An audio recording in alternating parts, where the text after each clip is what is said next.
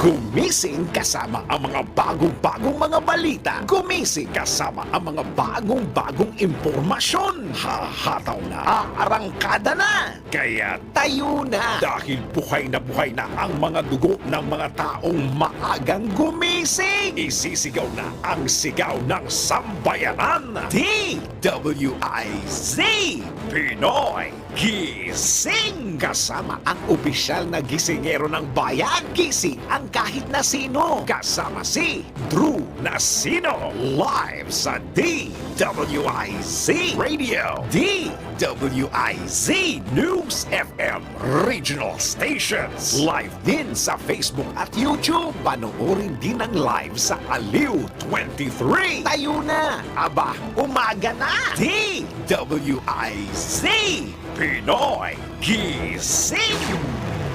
Pinoy Gising!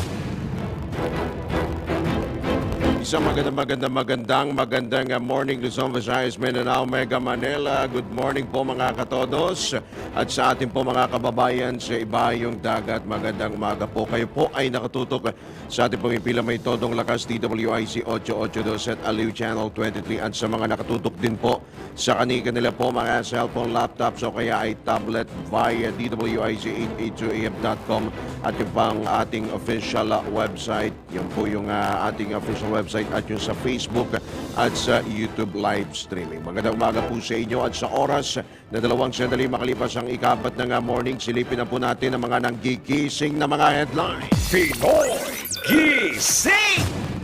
7 katao patay sa landslide sa Davao Region. Farm gate price ng itlog bumaba. Mga lugar na nagsumite ng pirma para sa People's Initiative upang isulong ang Chacha, nadagdagan pa. Sa gitna ng banta ng bird flu outbreak, pag-aangkat ng manok mula Japan, itinigil ng DA. PCSO aminadong edited ang litrato ng nanalo sa loto. At mahigit 200,000 plastic cards, hawak pa rin ng LTO. Kasama ang opisyal na gisingero ng bayan. Gising ang kahit na sino. Kasama si Drew Nasino. DWIZ Pinoy Gising! Pinoy Gising! Ngayon po ay araw na ng TGIF. Thank God it's Friday. Ngayon po ay Enero 19. Taon 2024 at Drew Nasino po inyo makakasama hanggang alas 5 po tayo. Pinoy Gising! Sa detalye nga ng mga nambubulabog at nanggigising na balita, 7 katao ang patay habang 2 ang lubang na sugatan o nasa kritikal matapos nga ang naganap na landslide sa isang residential area sa bayan ng Moncayo, Davao de Oro. Kabilang sa mga nasawi ang 5 bata habang 5 individual ang patuloy na pinaghahanap. Ayon kay OCT Region 11 Director Ednar Dayanghari, agad na naglunsad ng search and rescue operations sa Purok 20 Pag-asa sa barangay Mount Diwata matapos nga ang pagguho ng lupa. Gayunman, natigil ang operasyon dahil sa malakas na pag-ulan sa nasabing lugar. Inihayag din ni Dayanghari na nagdarasal noon ang mga biktima bilang bahagi ng kanilang religious activity nang maganap ang landslide. Kapatid na nakararanas na malakas na pag-ulan ang Davao Region dahil sa epekto ng shoreline. Pinoy Gising! Kaugnay pa rin yan, mahigit 180,000 katao sa Davao Region ang naapektuhan ng masamang panahon dulot ng shoreline. Ayon sa National Disaster Risk Reduction and Management Council, nagmula sa 109 na barangay sa mga lalawigan ng Davao de Oro, del Norte, Occidental at Oriental ang mga apektadong individual. Abot naman sa mahigit 6,000 katao ang pansamantalang nanunuluyan sa mga evacuation center habang mahigit 2,000 ang nananatili sa ibang mga lugar. Nagpabot naman ng tulong ang Coast Guard, Southeastern Mindanao at DSWD Region 11 sa mga apektadong residente. Pinoy Gising! Sa iba pang tampok na balita, bumaba ang farm gate price ng itlog. Ayon kay Philippine Egg Board Association President Francis Uehara, naglalaro na lamang sa 5 piso at 80 sentimos hanggang 6 pesos at 50 sentimos ang kada piraso ng medium size na itlog kumpara sa 7 pesos hanggang 7.50 na farm gate price nito noong isang buwan. Ipinalawanag ng PEBA na ito'y dahil sa bumaba po ang pagkonsumo, yung konsumo po ng publiko na sa itlog kahit mataas ang supply nito matapos nga ang holiday season. Gayunman, iginiit ni Uehara na mataas pa rin ang retail price nito. Batay naman sa bantay presyo ng Department of Agriculture, lalaro na sa 6 pesos 30 centavos hanggang 8 pesos 50 centimos ang presyo ng kada piraso ng medium size na itlog. Pinoy Gising! Samantala, speaking of pagkain, pansamantalang ipinagbabawal ng Department of Agriculture ang pag-aangkat ng poultry products mula sa Japan dahil sa outbreak ng avian influenza o bird flu. Patay sa memorandum of order na nilagdaan ni Agriculture Secretary Francisco Q. Laurel Jr., ipinag-utos din ito ang pagsuspinde sa pag-i-issue ng sanitary at phytosanitary import clearance para sa inward shipment ng mga wild bird at poultry products mula sa naturang bansa. Sinabi pa ng DA na nakatakdang ibalik o kumpiskahin at sirain ang mga poultry products at wild birds na naipadala o naibiyahe na sa Pilipinas matapos ang November 10, 2023. Inilabas ng ahensya ang ban matapos iulat ng Ministry of Agriculture, Forestry and Fisheries ng Japan sa WHO World Health Organization for Animal Health ang pagkalat ng bird flu noong November 28. Una nang ipinagbawal ng DA ang pag-aangkat ng poultry products mula California at Ohio sa Amerika dahil sa bird flu outbreak.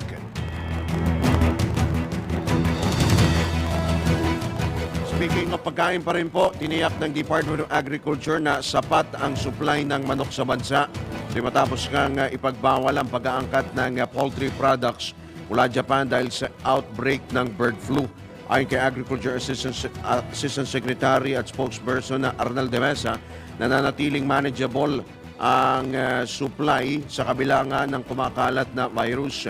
Patay sa datos ng DA, nasa 40% o may kabuhang 160,000 metrikong tonelada ang inangkat ng Pilipinas mula Estados Unidos. Pinoy Gising!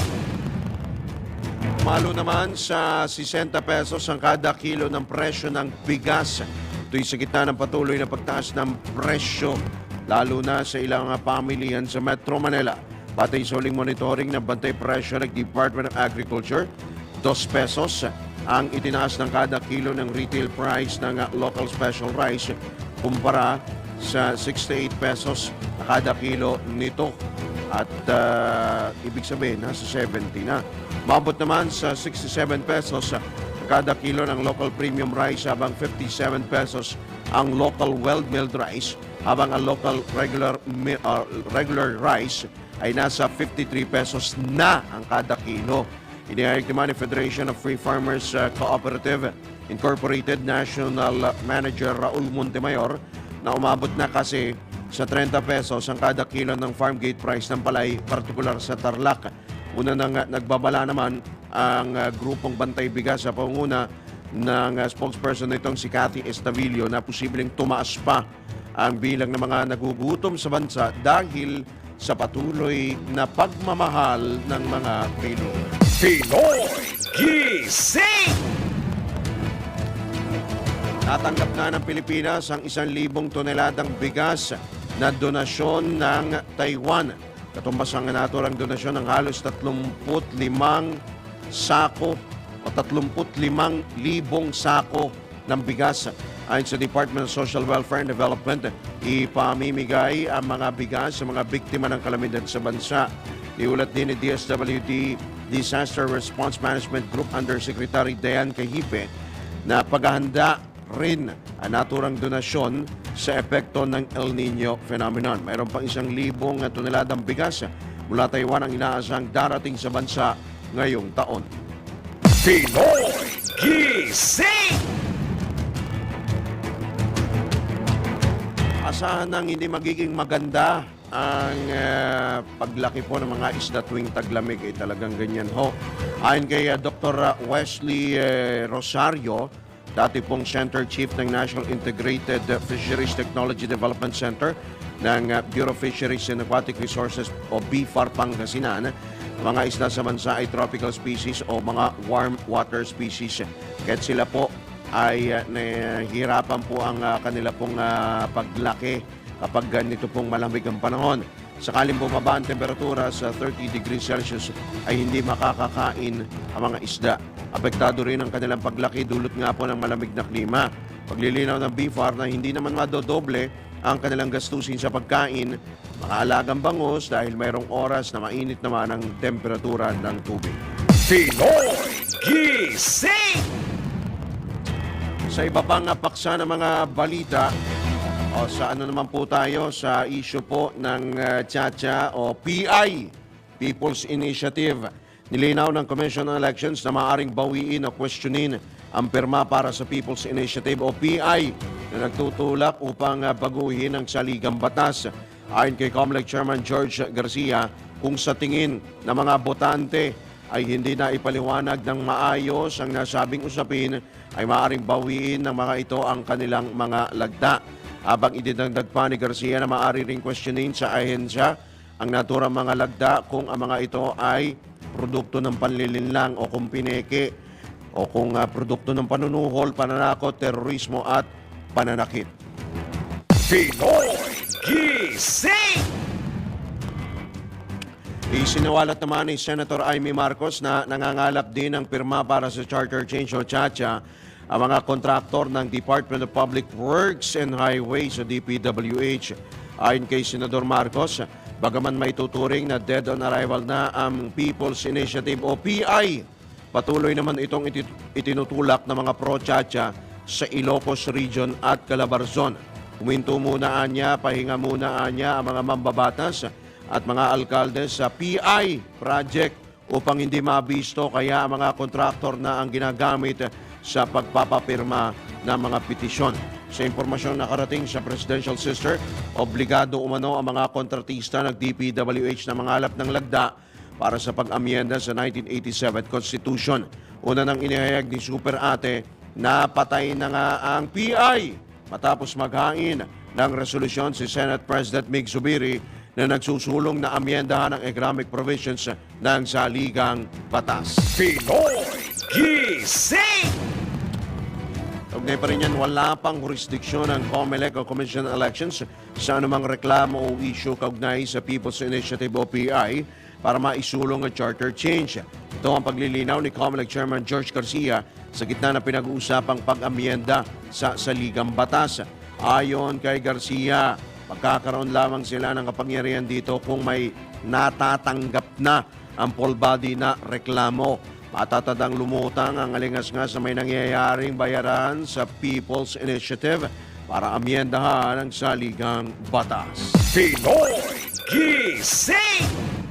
Nagbabala naman si Senator Risa Ontiveros sa mga kapwa-senador kaugnay sa pagsusulong ng Charter Change o CHACHA. Ayon kay Senator Ontiveros, mapanlin lang, hindi praktikal, mapaniil at hindi umanawais ang pagsusulong ng CHACHA.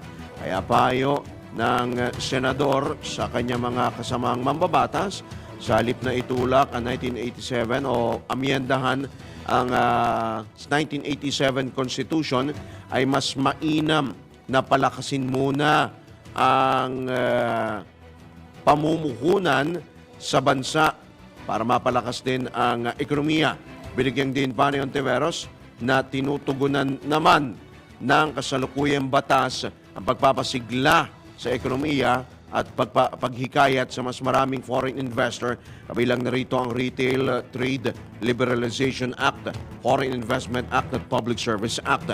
Samantala, suportado naman ni Senator Lito Lapid ang naturang pahayag at kanya pong kinatigan kung saan ang pag-amyenda nga ng konstitusyon ay hindi simpleng bagay. Pinoy Gising!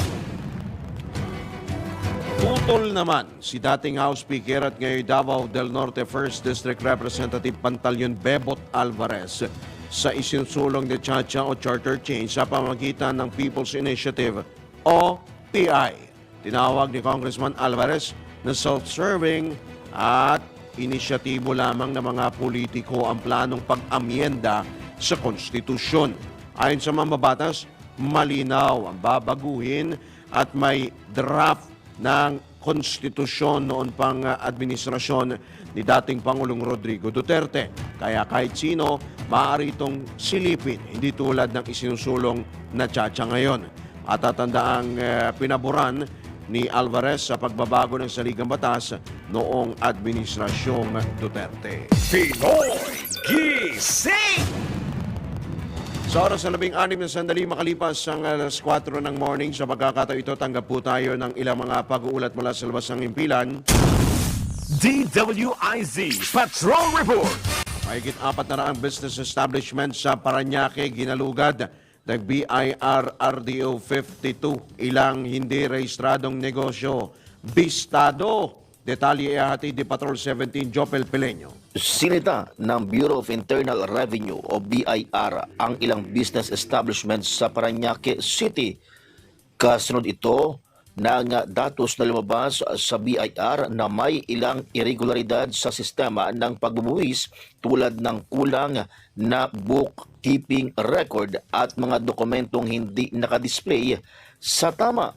Ayon kay Revenue District Office 52 Chief Arnel Cosinas, may mga di-rehistradong business establishment na operational kaya naman kanilang sinelyuhan ang mga gamit na unregistered CRM at POS machines. Bukod pa rito, may kahon-kahon din na mga alak na hindi bayad ang excise tax na nakumpiska sa ikinasang tax campaign drive ng BIR Parañaque sa business area. Umabot sa 440 business establishment ang kanilang naikutan. Magpapatuloy aniya ang campaign drive ng kanilang tanggapan hanggang ngayong araw, January 19, 2024. Abiso ni Cosinas, maging tapat sa pagbabayad ng buwis ang mga negosyanteng naghahanap ng swerte ngayong taon upang hindi mabulilyaso ng asunto. Ito si Patrol 17 Jopel Pileño. Para sa impilang may tonong lakas, DWIZ, nagbabalita ng tama, naglilingkod ng tama. Samantala, Bureau of Immigration nakikipag-ugnayan na sa embahada kaugnay ng mga naarestong pugante. Alamin po natin ang kabuuan ng detalye ihatid di Patrol 45 Raul Esperas. Nakipag-ugnayan na ang Bureau of Immigration sa Chinese Embassy, Taiwan Embassy, gayon din sa Japanese Embassy matapos na makaaresto ng mga dayuhan ng mga nasabing bansa ang Bureau of Immigration sa paliparan. Lumalabas na pawang mga wanted sa batas sa kanilang mga bansa ang naarestong mga dayuhan. Ang Japanese national ay nakilalang si Aoi Ikeda, 36 na taong gulang, samantalang ang Chinese national naman ay nakilalang si Liu o itong si Liu Xiangwei na may criminal record sa China. Samantalang ang isa pang dayuhan ay pinaghahanap o ang Taiwanese national ay nakilalang si Chai Kao-sing na siyang naaresto sa Terminal 3 sa kanyang pagsakay sa eroplano ng Cathay Pacific. Sang-ayon kay Immigration Commissioner Norman Tansinco, ipinagbigay alam na nila sa mga embahada ng mga nabanggit na dayuhan upang maging bahagi ng proseso sa deportation na isasagawa ng Bureau of Immigration sa mga puganteng na aresto sa paliparan.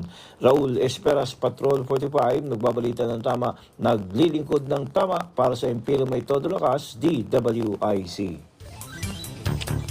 Sa iba pang balita, blessing at ceremonial handover ng Modular Transcend Facility na ipinagkaloob ng AFP isinagawa sa Campo Aguinaldo. Nagbabalik si Patrol 17, Jopel Pileño. Pinangunahan ni Armed Forces of the Philippines Deputy Chief of Staff Lieutenant General Charlton Sean Garlan ng Philippine Navy ang blessing and ceremonial handover ng isang Cluster 2-story modular transient facility na ibinigay ng Armed Forces and Police Savings and Loans Association Inc. o AFP-SLAI. Isinagawa ang seremonya sa punong himpilan ng AFP sa Campo Aguinaldo, isang corporate social responsibility initiative ng AFP-SLAI, ang modular transient facility na nagpapakita ng kanilang dedikasyon at commitment na mapaganda ang antas ng pamumuhay ng kanilang mga miyembro. Pinasalamatan naman ni Lieutenant General Gerlan ang donasyong ito ng AFP-SLAI. Ito si Patrol 17, Chopel Pileño para sa Himpilang May Todo Lakas, DWIZ, nagbabalita ng tama, naglilingkod ng tama. Kapag may bagong balita, naka-on air, agad-agad, DWIZ Patrol Report. Samantala, dako naman tayo sa ating pong Metro Patrol. Metro Patrol Reports. Mula ka ng Manava, alamin po natin, eto mga infrastructure projects sa Kangkalu, in-inspection. Ang detalye hatid ni Aling Beth Samson. Nagsagawa ng inspeksyon ang pamahalang lungsod ng Caloocan sa mga proyektong pang-infrastruktura sa South Caloocan. Ayon kay City Mayor Del Gonzalo Along Malapitan, kabilang sa mauumpisang proyekto ang mga government center tulad ng Judicial Building, Multipurpose Building sa Sangandaan, Bureau of Fire Protection Caloocan at Caloocan City Police Station Building. Binisita naman ng alkalde ang GSIS compound sa Barangay 164 at ang Caloocan City Medical Center na isinasayos na naman ng mas marami pang mapaglingkurang mga pasyente. Sinabi pa ni Malapitan sa mga batang Kangkalu na ang lahat ng mga proyektong gagawin ay para sa mga residente ng lungsod. Metro Patrol Beth Samson para sa Himpilang May Todong Lakas, DWIZ, nagbabalita ng tama, naglilingkod ng tama. Pinoy Gising! Alright, maraming salamat si Aling Beth Samson mula po dyan sa Kangkalu sa pagpapatuloy pa rin ng ilang pa mga balita sa Pinoy Gising. Pinoy Gising! Napadpad sa Dalampasigan ang napakaraming alamang o maliliit po na hipon sa San Isidro, Leyte. Agad itong pinuntahan ng mga residente at kumuha ng mga alamang sa naturang lugar nung po ito nito pong Miyerkules. Ito na ang pangalawang pagkakataon na dumagsa ang napakaraming alamang sa may Dalampasigan po ng Leyte. Ipinaliwanag ng Bureau of Fisheries and Aquatic Resources Central Visayas na indikasyon na malinis ang tubig sa Dalampasigan. Samantala, tinitignan na ng Department of Agriculture bilang alternatibong mapagkukunan ng isda ang Laguna Lake. Dati pa naman talaga pinagkukunan niya ng isda. Nabatid na target ni Agriculture Secretary Francisco Tiu Laurel Jr. na mapataas ang produksyon ng isda upang mapababa ang presyo nito sa merkado. Dapat anyang ma-maximize yun ang potensyal ng nasabing lawa upang maabot ang target ng ahensya. Sa datos ng LLDA o Laguna Lake Development Authority, aabot sa 70,000 toneladang isda ang nakukuha o nahahango, nahuhuli mula sa Laguna Lake kada taon na nakatutulong sa 13,000 mangingisda. Dahil nito nakikipagpulong na rin ang DA sa LLDA upang mapag-usapan ang nasabing programa. Inatasan na rin ang BFAR o Bureau of Fisheries and Aquatic Resources na suriin. Yun, ito number 1. Ang kalidad at kapasidad ng tubig sa lawa kada quarter ng taon. Pinoy Gising! Sa iba pa ring balita, tanggap po tayo ng report mula sa probinsya. Ronda Probinsya! 4 katao timbog sa anti-drug operations sa Naga City. Mula Bicolandia, ihahatid ni Melvin Machado.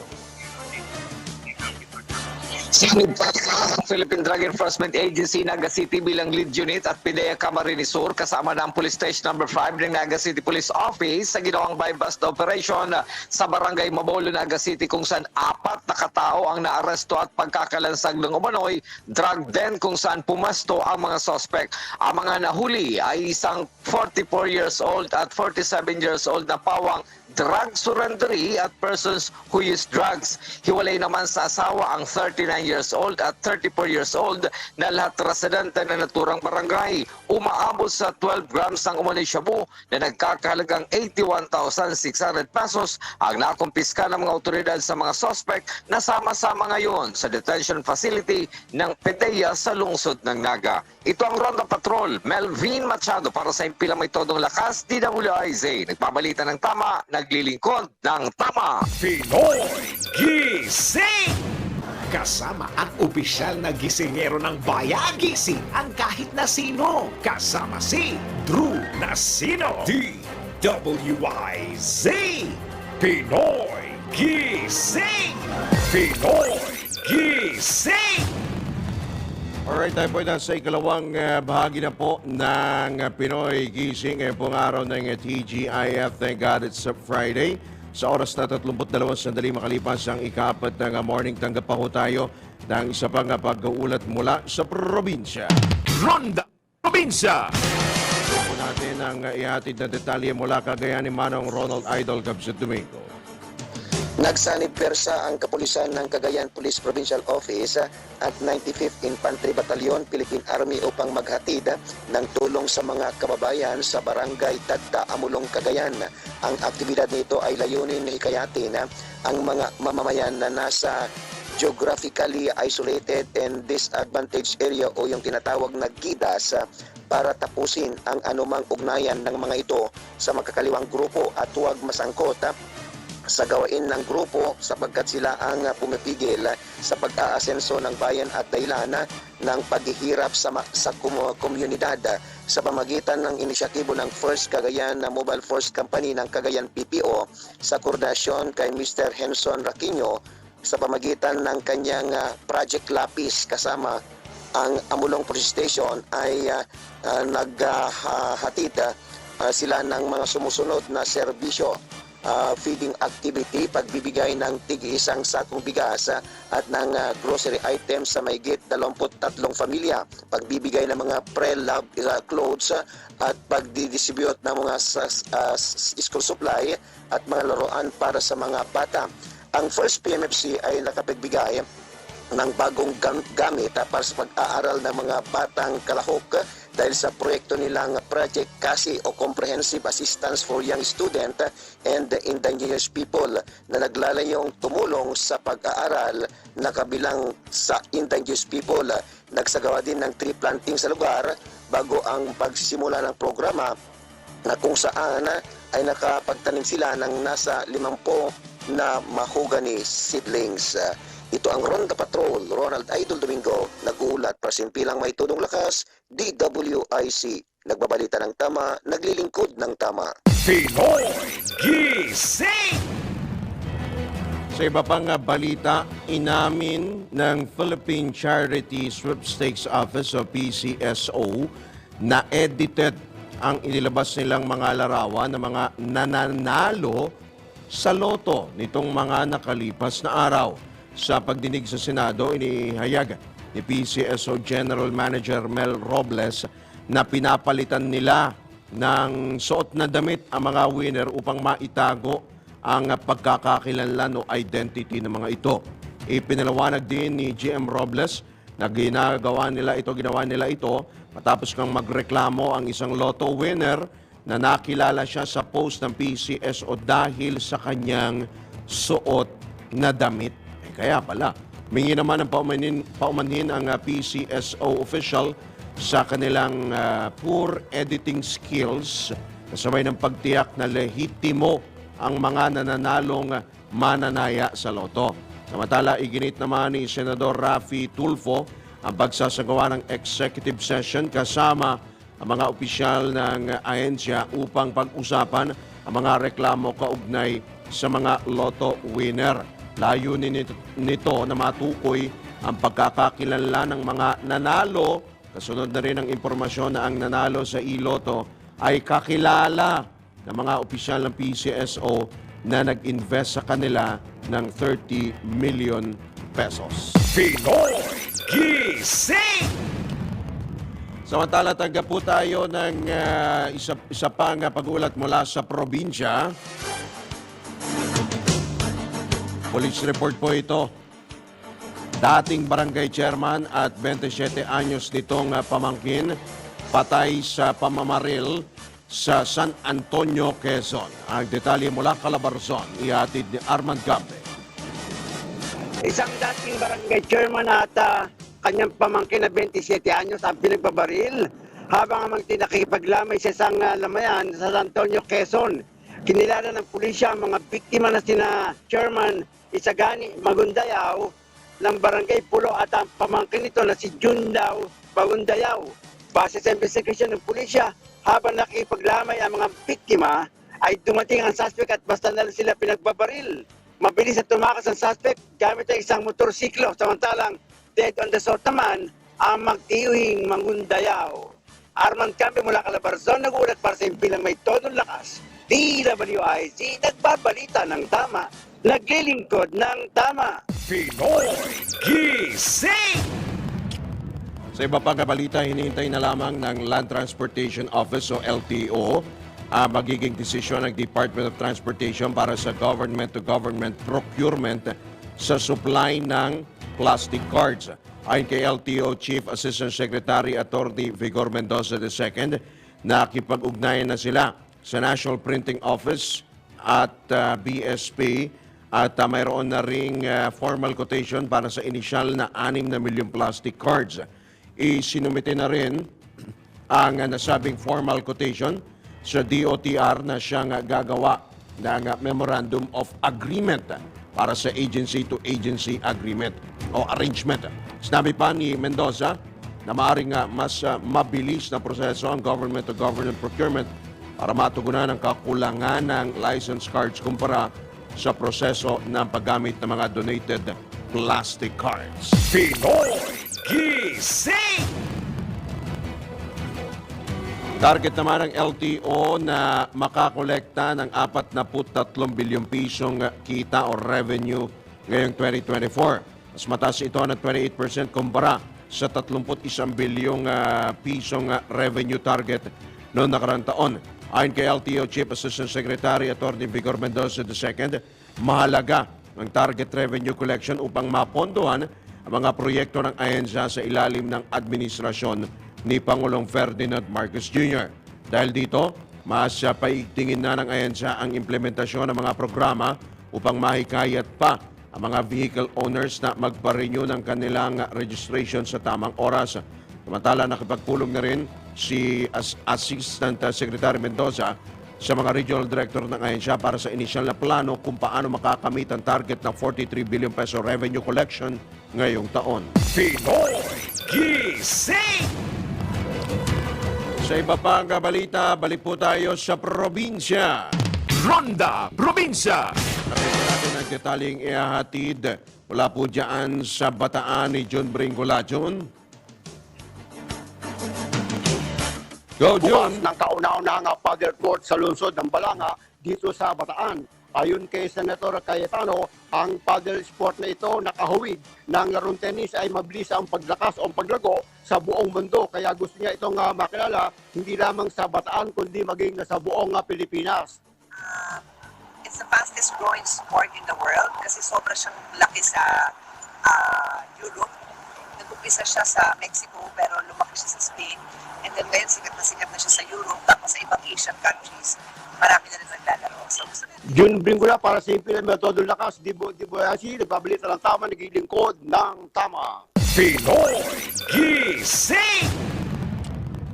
Sa iba pa rin paksa ng mga balita, binweltahan ni Ako Bicol Party List Representative Elizalde Co si Albay 1st District Representative Edsel Lagman sa pag-question nito sa pagdagdag ng unprogrammed appropriation sa ilalim ng 2024 national budget. Ayon kay Co, Chairman ng House Appropriations Committee, hindi tinutulan ni Lagman ang naging pagtaas sa unprogrammed appropriation sa mga nakaraang o noong mga nakaraang taon. Noong miyembro pa niya, si Congressman Lagman ng Bicameral Conference Committee noong isang taon ay inaprubahan din nito ang unprogrammed funds sa kalintulad na halaga ngayong taon. Tinukoy pa ni Co na dati nang naging chairperson ng Appropriations Committee si Lagman, bukod pa sa pagiging miyembro nito ng naturang komite at sa nakaraang 15 taon ay hindi naman umano nito kine-question ang pagdaragdag o pagtataas sa unprogrammed appropriations. Noong Martes ay naghain si Lagman ng petisyon sa Korte Suprema para questionin ang legalidad ng ginawang pagdaragdag ng Bicameral Conference Committee sa unprogrammed appropriations na 2024 General Appropriations Act. Pinoy Gising! Ipinagtanggol naman ng isang mataas na lider ng Kamara, si Pangulong Ferdinand Marcos Jr. laban sa batikos ng China matapos na batiin ang bagong halal na Pangulo ng Taiwan na si Lai Ching-te sa pagkapanalo nito. Ayon kay Senior Deputy Speaker at Pampanga 3rd District Representative Dong Gonzales, ang ipinakitang mabuting kalooban ni Pangulong Marcos sa pinuno ng Taiwan ay alinsunod sa diplomatic principles at pangako ng Pilipinas na patatagin ang positibong relasyong panlabas. Karapatan anya ni PBBM bilang halal na leader ng Pilipinas na bumati at panatilihin ang magandang ugnayan sa mga global leader. Ipinunto ng kongresista na ang pagbati ng Pangulo sa pinuno ng Taiwan ay hindi paglihis sa external policy ng Pilipinas. Bilang tugon naman sa pagkabahala ng Chinese Foreign Ministry, tiniyak ng mababatas na pinapahalaga ng Pilipinas ang diplomatic relationship nito sa China. Pero mahalagaan niyang linawin na ang pakikipag-ugnayan sa mga karatig bansa at pagkilala sa kanilang mga leader ay hindi paglalaro ng apoy, taliwas sa naunang pahayag ng nasabing kagawaran. Pinoy Gising! Samantala, mahigit 300 ruta pa sa Metro Manila ang mayroon pa ring mga hindi consolidated franchise ng mga jeepney. Hindi pa ho nakakapag-consolidate. Ayon sa Land Transportation Franchising and Regulatory Board, kabilang sa mga rutang ito ay mula at papuntang Divisoria at mula Kamuning, yung mga biyaheng Kamuning, Quezon City patungo pong Maynila. Gayunman, hindi nangangamba ang LTFRB na kukulangin ang mga pampasaherong mga jeep. Hindi daw po kakapusin ng mga jeep simula sa Pebrero. Ipinalawanag ni LTFRB Chairman Atty. Teofilo Jojo Guadis III na maliit lamang ang bilang ng mga bumabiyahe po dyan na PUV dyan po sa mga nasabing ruta. At meron naman pong mga dumaraan na mga bus. Idinagdag pa ni ASEC Guadis na magkakaroon naman ng libreng sakay ang LTFRB sa unang 2 linggo ng Pebrero sakaling may mga rutang kulangin ng o sakali pong kapusin ng mga jeep doon po sa mga nasabing ruta. Pinoy Gising! Kasama ang opisyal na gisingero ng bayan, gising ang kahit na sino. Kasama si Drew Nasino. DWIZ. Pinoy Gising! Pinoy Gising! Alright, ihabol po natin ang ilang pang mga balita. Ito, tanggap po tayo ng IZ Patrol Report. DWIZ Patrol Report. Bilang ng mga miyembro ng Pag-ibig Fund na kumukuha ng housing loan patuloy na lumolobo. Ang detalye mula kay Patrol 13, Gilbert Perez. Ipinagmalaki ng Pag-ibig Fund na dumarami ang mga miyembro na kumukuha nag-a-avail ng housing loans sa nakalipas na 5 taon. Sa Bagong Pilipinas ngayon, public briefing, sinabi ni Pag-ibig Fund Deputy Chief Executive Officer Alex Aguilar na dahil sa mandaragdagan ng pondong makukolekta nila mula sa 100% na pagtaas ng kontribusyon ay mapapanatili nito ang mababang interest sa housing loans. Ayon kay Aguilar, makakalikom ang Pag-ibig ng dagdag na 38 billion pesos mula sa ipatutupad na 100% na taas kontribusyon. Binigyan diin ng opisyal na dahil sa bagay na ito ay mapapalakas pa ang kakayahan ng Pag-ibig Fund na makapagpautang sa mas marami pang mga miyembro. Anya, malaking pakinabang sa mga miyembro ang dagdag kontribusyon dahil dobleng benepisyo rin ang kanilang makukuha. Patrol 13, Gilbert Perez para sa Himpilang May Todong Lakas. DWIZ, nagbabalita ng tama, naglilingkod ng tama. Kapag may bagong balita, naka-on air agad-agad. DWIZ Patrol Report.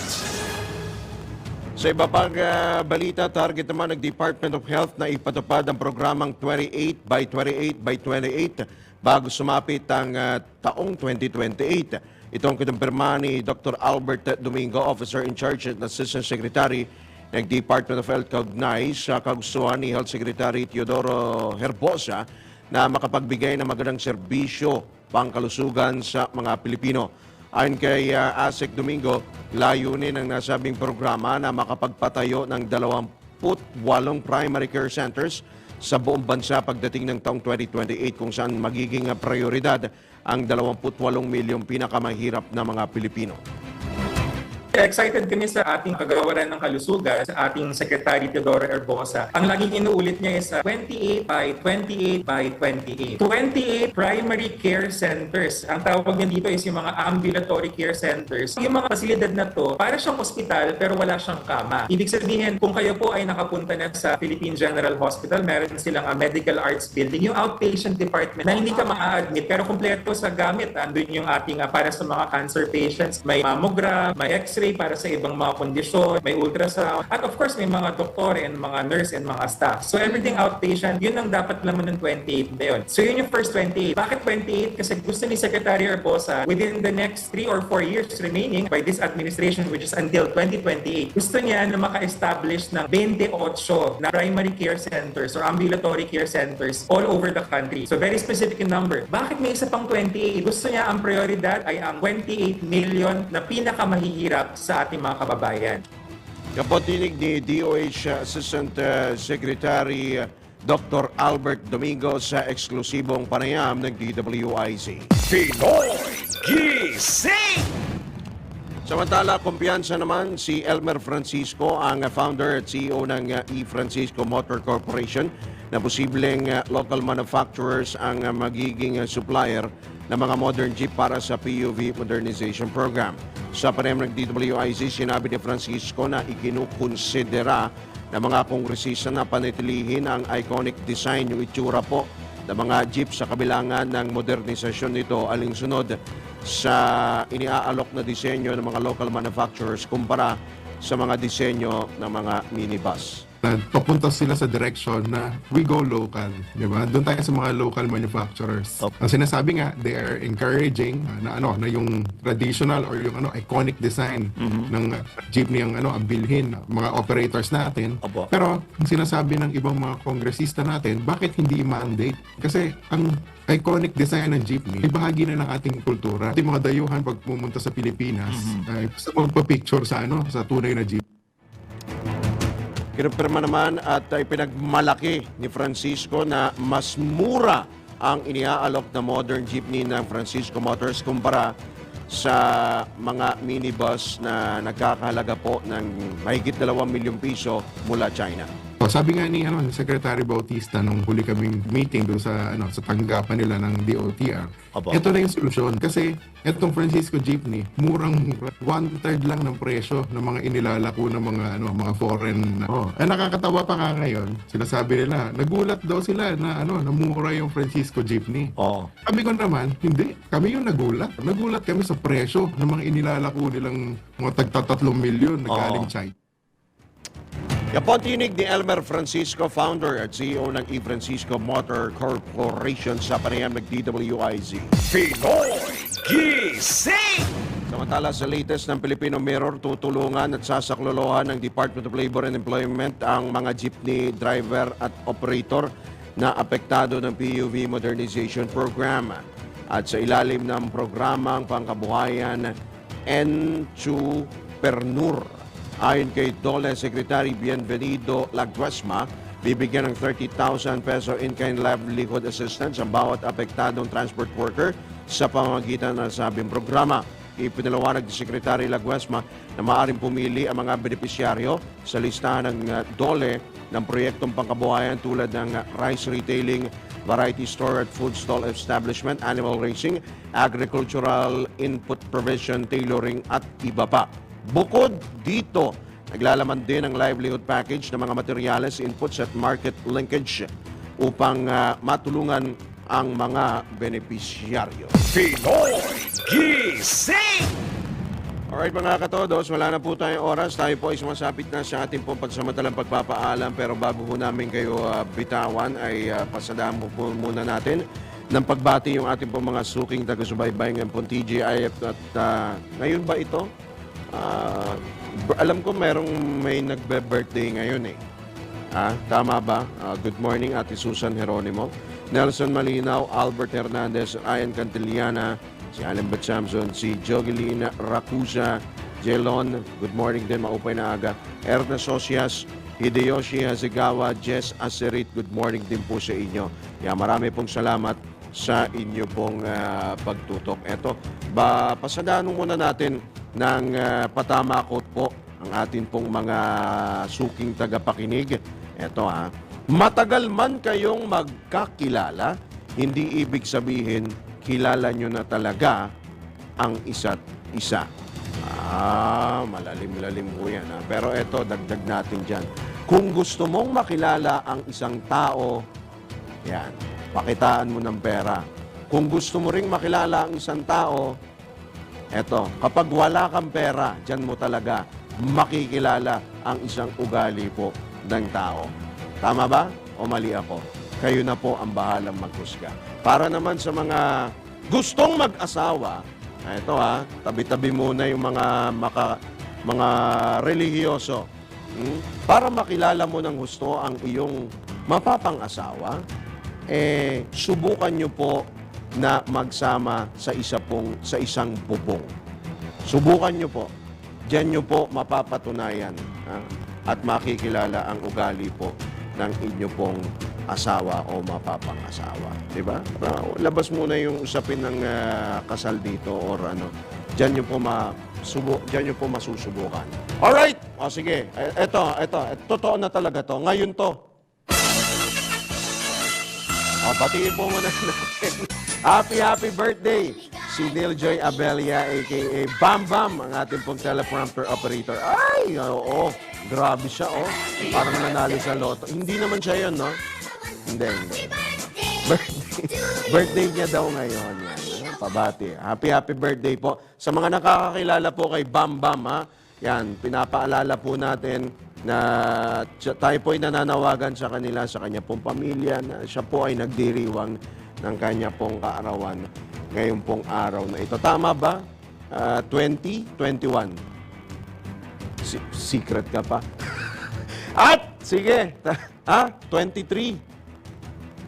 Ay, basta makakain kami, wala kami. Well, anyway, happy birthday, Bam Bam.